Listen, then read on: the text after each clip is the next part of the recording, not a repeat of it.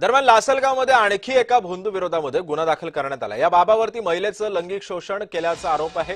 महेश गिरी असं या भोंदू बाबाचं नाव आहे। या सगळ्या संदर्भामध्ये पीडित मुलीनं आणि अन्नीस पदाधिकाऱ्यांनी काय प्रतिक्रिया दिली आहे ती सुद्धा पाहूया।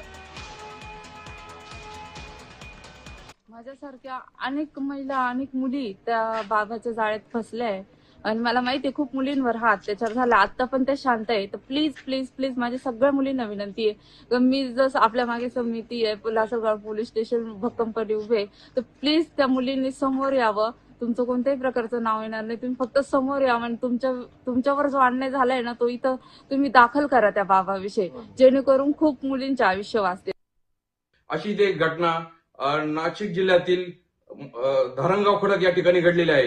प्रति गंगापूरच्या मठाचा महेशगिरी काकडे हा भोंदू महाराजच्या विरोधात लासलगाव पोलीस स्टेशन मध्ये आम्ही गुन्हा नोंदवलेला आहे। यामुळे या भोंदू बाबाने अनेक महिलांचे शोषण केलेले आहेत, त्यामुळे या पीडित महिलांनी या निमित्ताने समोर यावे असे आवाहन महाराष्ट्र अंधश्रद्धा निर्मूलन समिती करत आहे। बातमी भिवंडीतून आहे। भिवंडी महानगरपालिकेकडून अतिक्रमण कारवाई करण्यात आली। अतिक्रमण कारवाई दरम्यान अधिकाऱ्यावरती दुकान